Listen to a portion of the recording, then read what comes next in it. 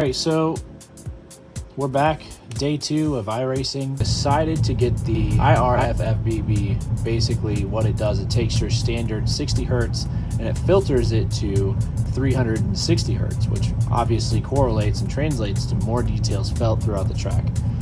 Honestly, I tried it for a little bit. I don't notice a huge, massive difference, but I definitely feel a little bit of a difference when it comes to the details of the tracks being translated. Again, I haven't had a whole lot of time to really mess around with this. This is the settings that I came to a conclusion with. The YouTube video, so the max force, less is more, more is less. And that's quite literal. So if you have your max force turned to around 30, you're gonna have really good feedback. Anything greater than that is gonna be a little bit less abrasive, so on and so forth.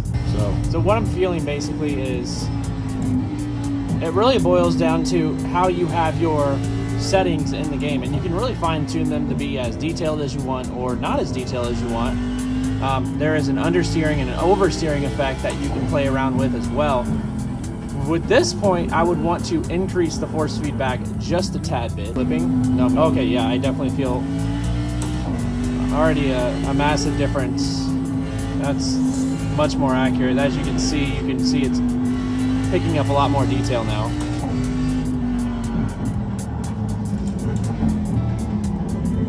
Yeah, that feels a little bit more natural. We'll see once I get some speed and try to really grind into these corners. I also wanted to touch on the subject of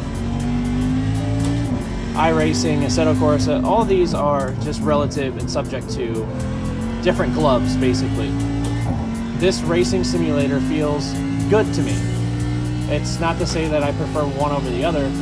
This one I would prefer over more of a ranked system because there's a lot more details to be articulated and adjusted to your liking, as opposed to Assetto Corsa, which is more of a content created format where you can have unlimited cars, unlimited tracks.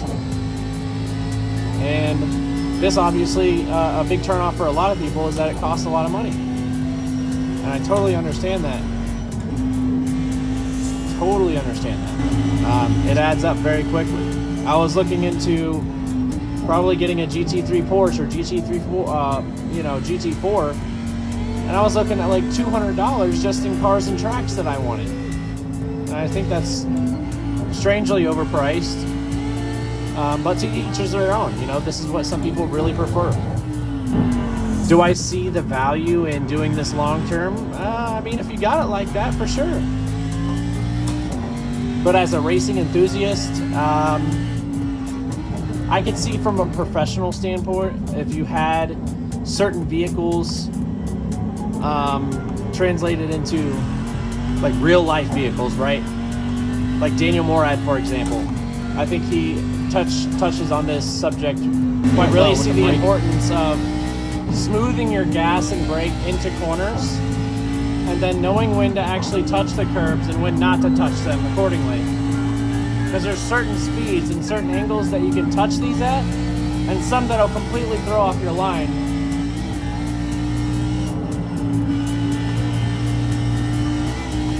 Like there, I touched it, I shouldn't have. Shouldn't have touched that one back there. It threw off my line just a bit. Overall, I feel very comfortable racing. By this weekend, I definitely want to really get in a match lobby. I know there's a few of my friends also that want to get into iRacing as well, so it's going to be interesting. That looks like an actual crack on my screen, but that's my windshield. That freaked me out big time. Anyways, that'll conclude this video. Hopefully you guys enjoy it. Thanks.